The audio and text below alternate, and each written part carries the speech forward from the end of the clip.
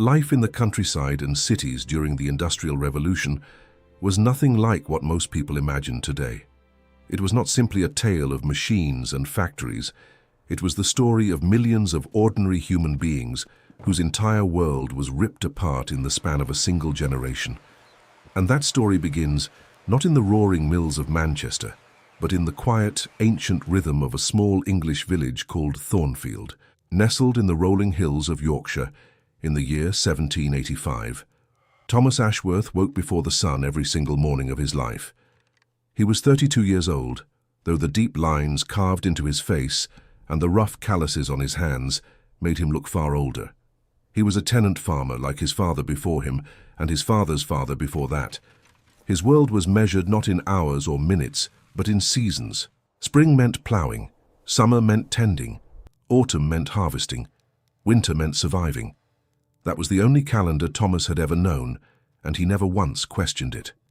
His wife Mary was already awake when he rose. She always was.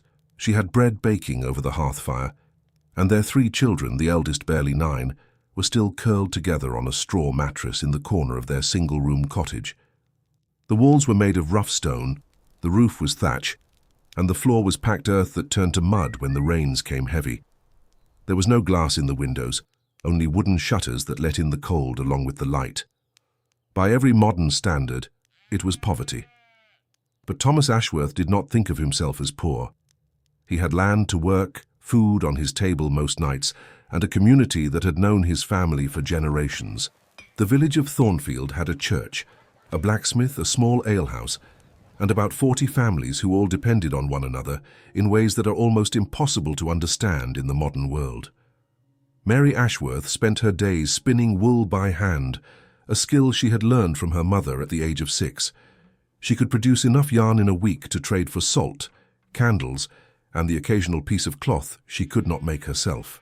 The children helped in the fields as soon as they could walk steadily. There was no school in Thornfield. There was no doctor. When someone fell ill, the village relied on old remedies passed down through generations, herbs gathered from the hedgerows, teas brewed from chamomile and elderflower, and above all the care of neighbours who understood that survival was a collective effort, never an individual one. Death was a familiar visitor. Thomas and Mary had buried 2 children before their first surviving son was born. They did not speak of it often. Grief was a private thing in those days, carried silently like a stone in the chest. But it bound the community together in ways that joy alone never could. Every family in Thornfield had lost someone. Every family understood. But the rhythm of this life, ancient and unchanging as it seemed, was already beginning to crack. Rumours had been drifting into Thornfield for months, carried by travelling merchants and the occasional letter read aloud at the alehouse. Strange things were happening in the cities to the south. Enormous buildings were being erected, buildings that belched black smoke into the sky day and night. Machines were being built that could do the work of 20 men in the time it took one man to eat his breakfast, and people were leaving their villages. Not just a few, not just the restless young. Entire families were packing up everything they owned and walking toward the growing industrial towns of Manchester, Leeds, and Birmingham. Thomas did not believe most of what he heard. He could not imagine a machine that spun thread faster than Mary's hands. He could not picture a building so large that 1,000 people worked inside it at once. And he certainly could not understand why anyone would leave the land, the good, solid, familiar land, for the unknown dangers of a city he had never seen. But then, in the autumn of 1786, everything changed. The landlord, Sir Edward Colton, a man Thomas had never once met in his life, and who lived in a grand estate 40 miles away, sent word through his agent that the common lands of Thornfield were to be enclosed. The fields where Thomas grazed his small herd of sheep, the woods where his children gathered firewood, the stream where Mary washed their clothes, all of it was to be fenced off and consolidated into larger, more profitable agricultural plots. Thomas and the other tenant farmers were given a choice that was no choice at all. They could pay a new, vastly increased rent that none of them could possibly afford, or they could leave. There was no negotiation. There was no appeal. The law was on the landlord's side, as it always had been, and the families of Thornfield had no voice in the decision that would destroy their lives. Thomas stood at the edge of what had been his family's field for 3 generations and felt something break inside him that he could not name. It was not just anger, though anger was part of it. It was the feeling of the ground itself shifting beneath his feet, the sudden terrible understanding that the world he had known, the only world he had ever known, was ending. He looked out across the green hills, the same hills his grandfather had walked, and he understood with a cold certainty that he would never see them the same way again. He went home that evening and told Mary. She sat very still for a long time, her hands folded in her lap, and then she asked the only question that mattered. Where would they go? Thomas did not have an answer, but he had heard the name Manchester spoken enough times to know that it was the place where people went when they had nowhere else to turn. He did not know it yet, but Thomas Ashworth was about to become one of the millions of human beings swept up in the most massive transformation in human history. The Industrial Revolution was not coming. It was already here, and it was hungry. The journey from Thornfield to Manchester took the Ashworth family 4 days on foot. Thomas pulled a wooden cart loaded with everything they owned, which was not much. A few tools, some bedding, Mary's spinning wheel, a small iron pot, and a sack of dried oats that would need to last until Thomas found work. Mary walked beside him, carrying their youngest child on her hip. The 2 older children, William and Agnes, trudged behind in silence. They had never been more than 5 miles from Thornfield in their entire lives. The road south was not empty. Other families walked the same path, their faces drawn with the same mixture of fear and determination that Thomas saw in his own reflection when he bent to drink from a stream. They did not speak to one another much. There was nothing to say. Everyone knew why they were walking, and everyone knew that the world they were walking toward was one none of them had chosen. As they drew closer to Manchester, the countryside began to change in ways that unsettled Thomas deeply. The green fields gave way to patches of bare, blackened earth. The air, which had always smelled of grass and rain and wood smoke, began to carry a new scent, something sharp and acrid that burned the back of the throat. Trees grew sparse and stunted, their leaves coated in a fine grey dust. And then, as they crested a low hill on the afternoon of the 4th day, they saw it. Manchester. The city spread across the valley below them like a dark stain, a vast expanse of brick and stone and smoke. Hundreds of chimneys rose into the sky, each one pouring out thick columns of grey and black that merged into a single low-hanging cloud, blotting out the sun. The sound reached them before they even entered the city, a deep, constant mechanical roar, like the breathing of some enormous creature buried beneath the earth. Mary stopped walking and stared. Agnes reached for her mother's hand. Thomas tightened his grip on the cart and kept moving, because there was nothing else he could do. Nothing could have prepared the Ashworth family for what they found inside those streets. The sheer number of people was overwhelming. Thomas had never seen more than 40 or 50 people gathered in one place in his life, and now he was surrounded by thousands. They pressed in from every direction, men and women and children, their faces grey with soot, their clothes worn thin and patched beyond recognition. The streets were narrow, unpaved in many places, and running with filth. Open sewers carried human waste down the center of the road.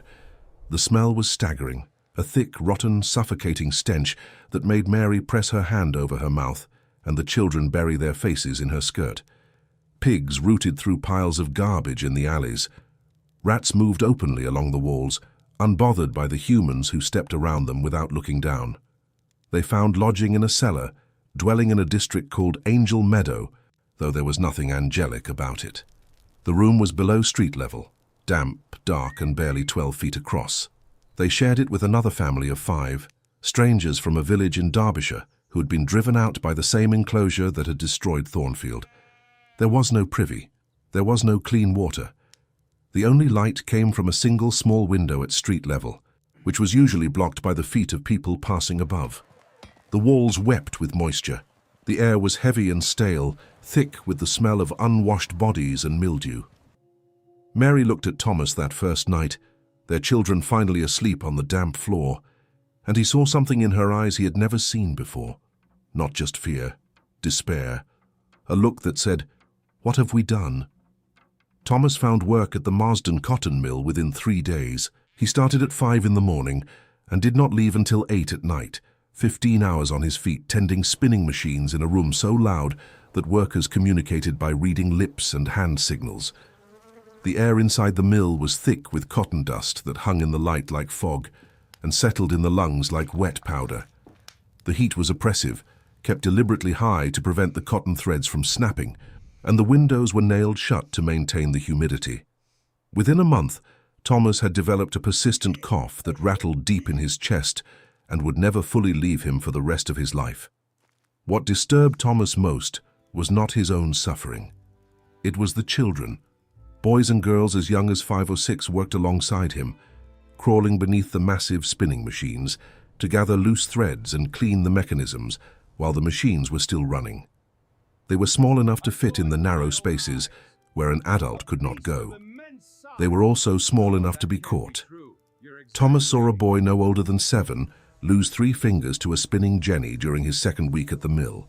The overseer wrapped the boy's hand in a dirty rag and sent him back to work within the hour. There was no doctor, there was no compensation, there was no outrage. There was only the machine, and the machine did not stop for anyone. Mary found work in a nearby textile workshop, stitching garments for 14 hours a day in exchange for a wage so small it barely covered the rent on their cellar room. Agnes, their eldest daughter at 9 years old, was sent to work at the mill alongside her father. Thomas fought against it. He argued with Mary through an entire night, his voice breaking with a fury that was really grief. But the numbers were simple and merciless. Without Agnes's wage, however small, the family could not eat. The city had given them a brutal arithmetic, and there was no way to make the numbers work without sacrificing something that should never have been for sale. 2 years in Manchester had aged Thomas Ashworth by 20. His cough had deepened into something that rattled in his chest like stones in a tin can and left bloodstains on his sleeve when the fits were bad. His hands, once strong enough to guide a plough through frozen earth, now trembled with a fine, constant tremor from the endless vibrations of the machines he tended day after day. Mary had lost weight she could not afford to lose, her cheekbones sharp beneath skin that had turned the color of old paper from months spent in rooms where sunlight never reached. But it was Agnes who worried them most, and it was Agnes whose quiet transformation kept Thomas awake in the darkest hours of the night. Agnes had been working at the mill for almost 2 years, and the girl who had once chased butterflies through the meadows of Thornfield had become someone Thomas barely recognized. She was thin, painfully thin, with dark circles under her eyes and a posture that curved inward, as though she were trying to make herself as small as possible.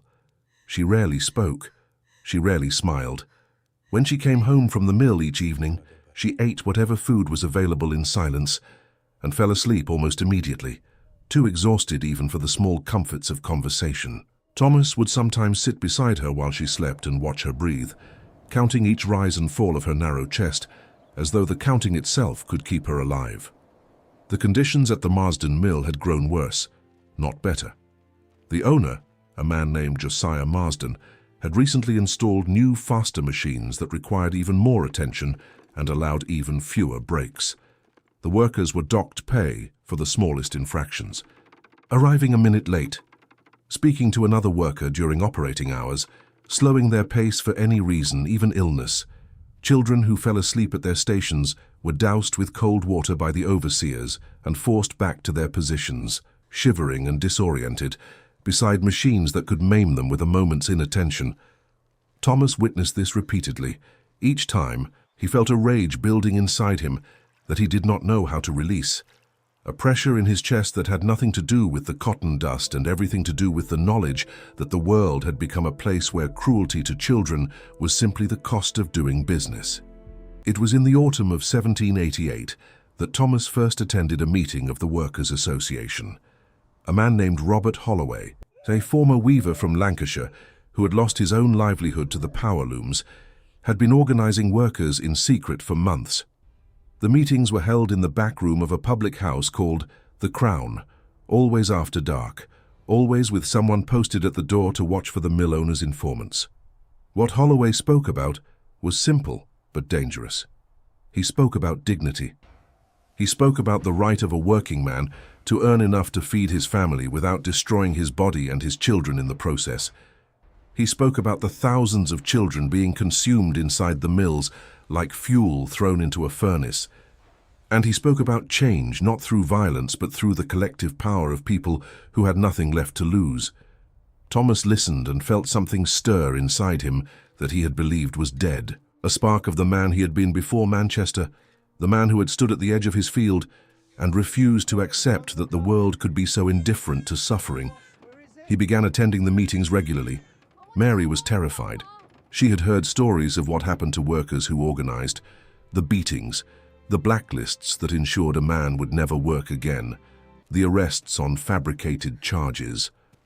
She begged Thomas to stop.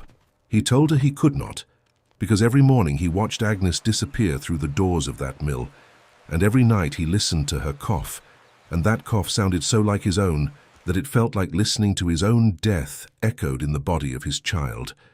The breaking point came on a cold morning in January of 1789.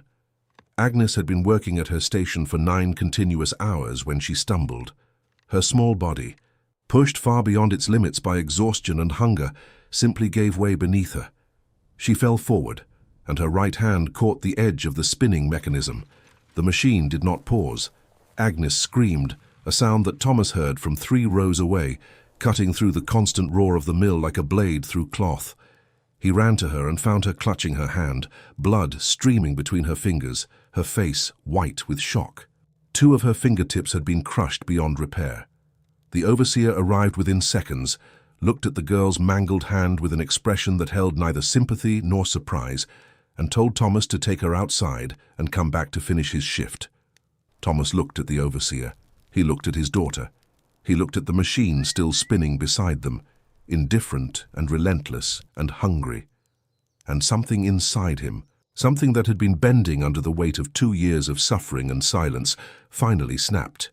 He picked Agnes up in his arms, carried her out of the Marsden cotton mill, and he never went back. That night, with Agnes's hand wrapped in the cleanest cloth Mary could find, Thomas went to Robert Holloway and told him that he was ready to do whatever it took. Holloway looked at him for a long moment, reading something in Thomas's eyes that went beyond anger, and then he nodded slowly. Within weeks, Thomas had become one of the most active voices in the Workers' Association. He helped draft a petition to Parliament, documenting the conditions inside the mills with the testimony of dozens of workers who risked everything to speak the truth. The petition was signed by over 300 people and sent to London in the spring of that year. Thomas did not know if anyone would read it. He did not know if anything would change, but he knew that silence was no longer something he could live with. By the turn of the 19th century, England had been transformed beyond recognition. The country that had been a patchwork of small farming communities and quiet market towns was now the industrial workshop of the entire world.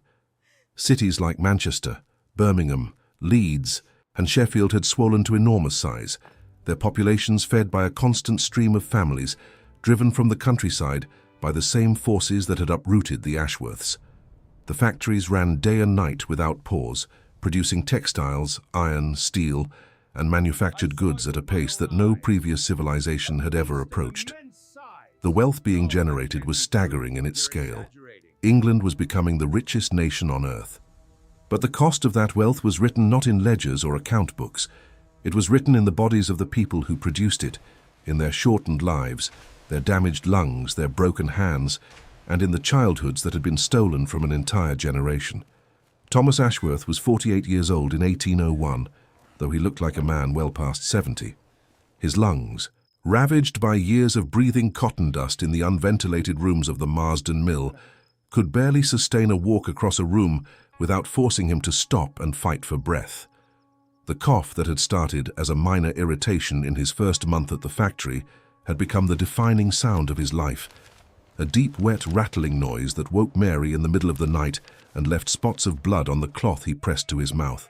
Mary herself had developed a persistent exhaustion that no amount of rest could relieve. The accumulated toll of years spent working in poorly lit rooms for wages that barely sustained survival. They had moved out of the cellar dwelling some years earlier, thanks in part to Thomas's growing reputation as a workers' advocate, which had earned him a modest position as a clerk for a sympathetic merchant. Their new lodging was humble by any standard, 2 rooms above a bakery near Deansgate, but after the cellar in Angel Meadow, the simple luxury of dry walls and a window that admitted sunlight felt like an extraordinary gift. Agnes was 19 now, and the transformation she had undergone since the day her father carried her bleeding from the Marsden Mill was something that Thomas could only describe as a kind of miracle. Not the supernatural kind he did not believe in, but the deeply human kind that emerges when suffering is met not with surrender, but with an absolute refusal to be defeated. Agnes had taught herself to read and write, borrowing books one at a time from a Methodist chapel that had opened a small lending library for working families. She read everything she could get her hands on: history, philosophy, pamphlets on political reform, collections of poetry that she kept hidden under her mattress like contraband. And then she had begun to teach. Every Sunday afternoon, the only time the factories released their workers, Agnes gathered the children of mill families into a small rented room near the chapel and taught them their letters and their numbers. She taught them to write their own names. She taught some of them to read entire sentences, then paragraphs, then pages. She never raised her voice. She never struck a child. She simply sat with them, patient and steady, and showed them that the world contained possibilities they had never been allowed to imagine. Thomas watched his daughter with a feeling so complex he could never find the right words for it. Pride was part of it, an enormous swelling pride that sometimes made his damaged chest ache in ways that had nothing to do with his illness. But there was sorrow mixed in with the pride, a deep and private grief for the childhood Agnes had lost, for the meadows she would never run through again, for the fingertips that would never grow back. He thought often of Thornfield, of the green hills and the stone cottage, and the sound of birdsong in the early morning. That world was gone now. The common lands had been enclosed and consolidated into large commercial farms. The village itself had all but disappeared, its families scattered across the industrial cities of the north, like seeds torn from a stalk by a wind too strong to resist. Thomas sometimes dreamed of standing in his old field, with the warm earth beneath his feet, and waking from those dreams was always the hardest part of his day. The reforms that Thomas and Robert Holloway and hundreds of workers like them had fought for were beginning, slowly and imperfectly, to take shape in the halls of Parliament. The Health and Morals of Apprentices Act of 1802 was the first legislation of its kind in English history, limiting the working hours of pauper apprentices in cotton mills and requiring basic standards of ventilation and cleanliness. It was a limited law, full of loopholes and poorly enforced. But it established a principle that had never before existed in the legal framework of the nation: the idea that the government bore a responsibility to protect the most vulnerable members of society from exploitation, that the pursuit of profit could not be entirely without limits, that a child's body was not simply raw material, to be consumed by the machinery of industry. It was not enough. Thomas knew it was not enough. But he also knew that it was a beginning, and that beginnings were the hardest part of any change worth making. Thomas Ashworth died in the spring of 1807 at the age of 54. His lungs finally surrendered on a quiet Tuesday morning while Mary held his hand in their small room above the bakery. The light from the window fell across the bed, and outside, the city of Manchester continued its relentless noise, the clatter and roar of a world that had been remade by iron and steam, and the labor of millions of people whose names would never appear in any history book. Thomas was buried in a modest grave in a churchyard on the edge of the city, far from the green hills of Yorkshire where he had been born. There was no grand monument. There was no public notice of his passing. He was one man among millions, one small life caught in the vast machinery of the greatest transformation the world had ever known. But Agnes was there at his graveside, standing very still with her scarred right hand pressed against her heart, and she carried within her everything her father had been and everything he had fought for: his strength, his stubbornness, his absolute conviction that the world could be made better if ordinary people refused to remain silent in the face of injustice. She went back to her classroom the following Sunday and taught her students a new word. The word was justice.